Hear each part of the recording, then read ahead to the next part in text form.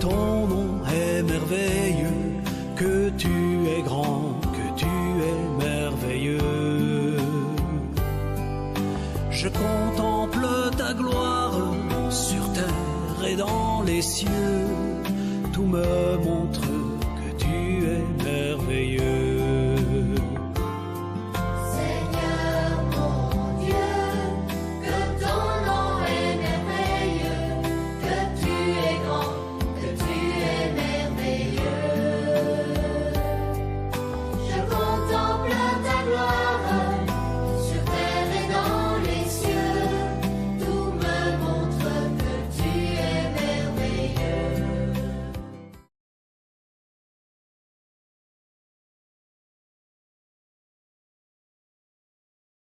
Puis l'homme, façonné à son image, un rêve divin devint incarné.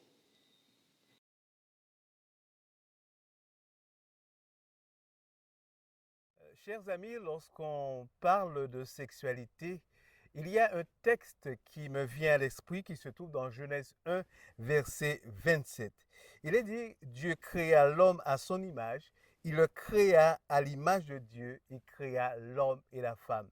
Nous voyons à travers ce verset que Dieu, dans son image, a une différence. Et cette différence, chers amis, est matérialisée par le sexe de l'homme et le sexe de la femme. Notre Seigneur se plaît dans la différence. Notre Seigneur fait en sorte que la différence se voit à travers la sexualité. Et certaines personnes ont peur de parler de sexualité. Mais en tant que chrétiens, en tant qu'étudiants de la Bible, nous devrions particulièrement aimer la sexualité. Parce qu'à travers cette sexualité, nous pouvons tout simplement voir et déduire la différence qui existe en Dieu. Et cette différence, chers amis, est un moyen pour Dieu d'exprimer aussi son image.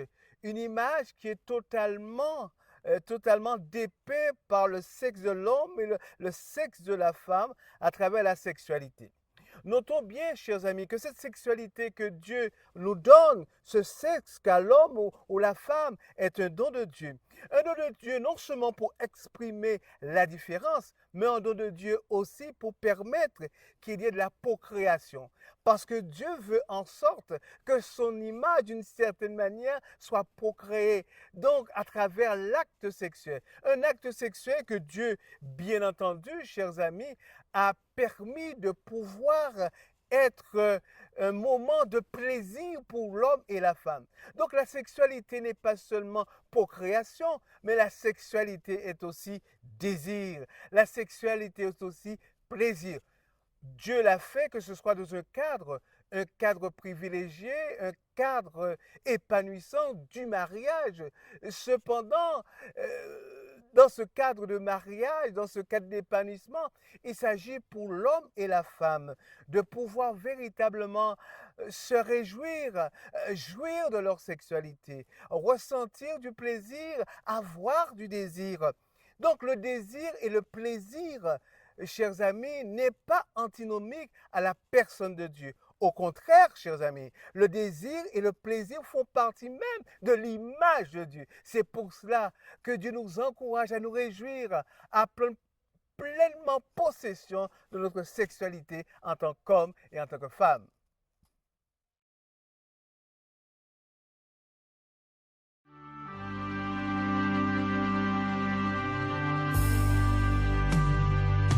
Seigneur mon Dieu, que ton nom est merveilleux, que tu es grand, que tu es merveilleux. Je contemple ta gloire sur terre et dans les cieux, tout me montre